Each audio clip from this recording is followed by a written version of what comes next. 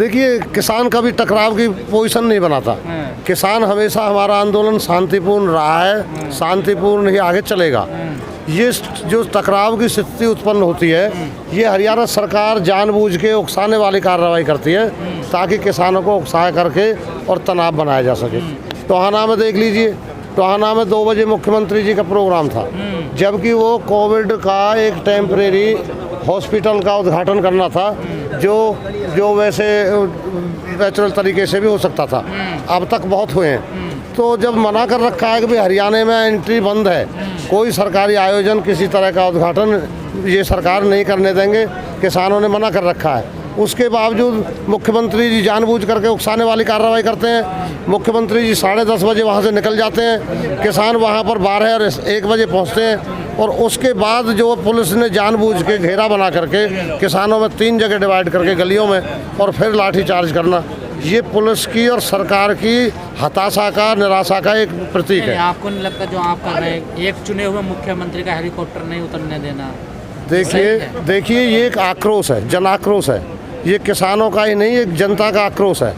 इस आक्रोश में जनता ने तो कुर्सी पर बिठाए हैं। जब जनता इनको कुर्सी पर बैठा सकती है तो जनता इनको हेलीकॉप्टर से भी नहीं उतरने देगी, कुर्सी से भी उखाड़ के फेंक देगी। आपने उनको चुन लिया ना, कुर्सी पर बैठा दिया, थोड़ा इंतजार। लेकिन इसलिए थोड़ी चुन लिया कि जनता की गर्दन के अंदर फंदा डाल करके और उस रस्सी को जो अब किसी से बांध के खींच ले जाए, जनता मरती रहे और हम इनकी हाजी हजूरी करते रहे, ये बात तो बिल्कुल नहीं मानी जाएगी। और हरियाणा में क्या, आपने पहले थोड़ी देर पहले, हमारे से पहले मलिक साहब खड़े थे, आपने पूछा था कि भाई हरियाणा में आंदोलन ज़्यादा सख्त है, तनाव बनता है, यूपी में नहीं है।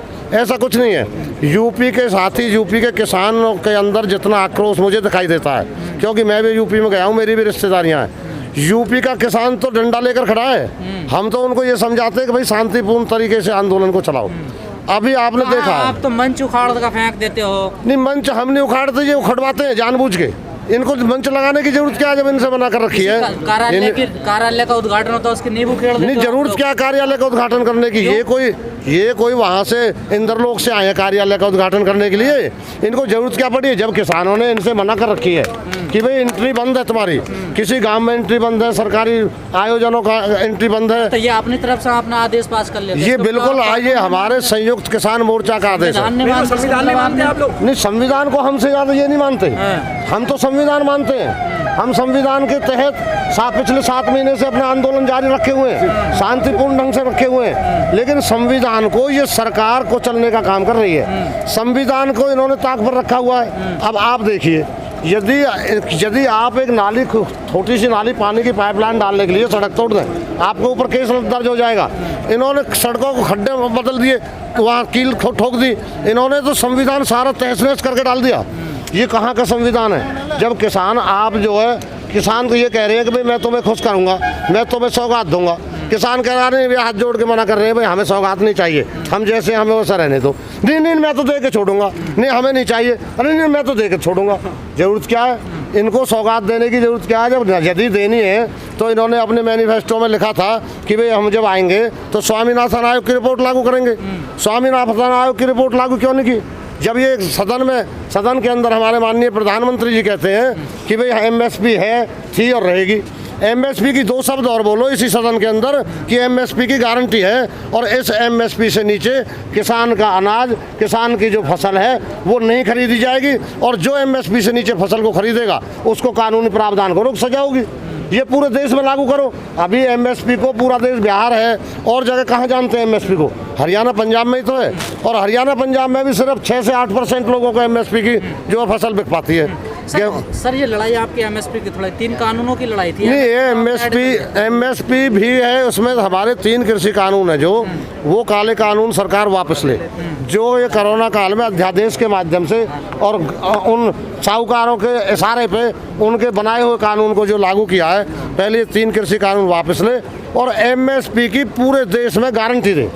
जितने हमारे किसानों के ऊपर मुकदमे दर्ज हुए हैं इस आंदोलन के तहत, वो सारे मुकदमे वापस ले। किसान को क्या है, हमारा संयुक्त मोर्चा जिस दिन ये बात कह देंगे उसी दिन जो किसान, मीटिंग की जरूरत नहीं है, ये घोषणा करें संसद के अंदर और हमारे नेता बोल देंगे हमसे, हम तो आज ही चले जाएंगे घर।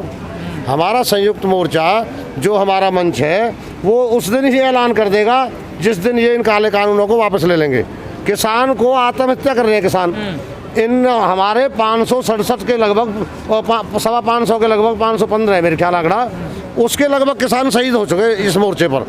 एक किसान ने, किसी गांव के किसान ने घर से दुखी होकर के, घर की परेशानी के कारण और अपना पेट्रोल डाल के, खुद का पेट्रोल लाया गया उसका, और वो पेट्रोल डाल के आत्महत्या हमारे किसी स्थल पर आकर के नज़दीक कर ले, उसको इन्होंने इतना हाईलाइट कर रखा है। गोदी मीडिया को देखो, आप किसी भी चैनल को देखो, आप सरकार के प्रवक्ताओं को देखो, आज तक 515 किसानों के ऊपर इन्होंने एक आंसू तो क्या, एक शब्द नहीं बोला।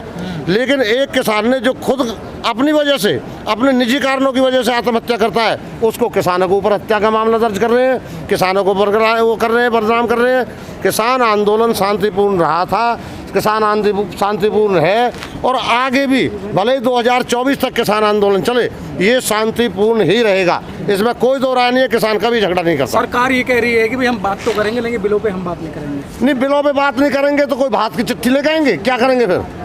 जरूरत क्या है बिलों पे? हमारा मेन मुद्दा क्या है? हमारे तो 3 कृषि कानून वापस लो बिल, और हमें MSP की गारंटी दो। हमारी झगड़ा किस चीज़ का है? हमें कोई सर्दी में, गर्मी में, देखिए कितने टेम्परेचर पे हम यहाँ पड़े रहे हैं, कितनी गर्मी में, तूफान में और बरसात में। अभी हमारे पलवल में देखो जा करके, इतना तूफान आया, हमारी झोपड़ियाँ जो थी वो उड़ गई, हमारे टेंट उड़ गए। हमें शौक थोड़ी है, नीचे कई बार लेटते हैं, सांप बिच्छू आ जाते हैं, मच्छरें खाते हैं। ये किसान कितना दुखी है, सरकार AC कमरे में बंद कर होकर सोती है ना, उसको इसका दर्द अभी महसूस नहीं होगा, क्योंकि ये तो पहले से ही सरमाएदारों की सरकार रही है, सरमाएदारों की थी। ये बिल कई बार मीडिया कर्मी, आप जैसे पत्रकार बंधु पूछ लेते हैं कि सरकार बिल लाई, अभी भी आप कह रहे थे। ये बिल आप क्या श्योर हो कि सरकार बिल लाई है? ये बिल सरकार नहीं लाई, ये बिल तो इनके जो आका बैठे हैं बॉम्बे में, उन्होंने इनको तो फाइल दी है कि भाई ये लागू करो, और इन्होंने लागू कर दिया। ये बिल सरकार नहीं लाई।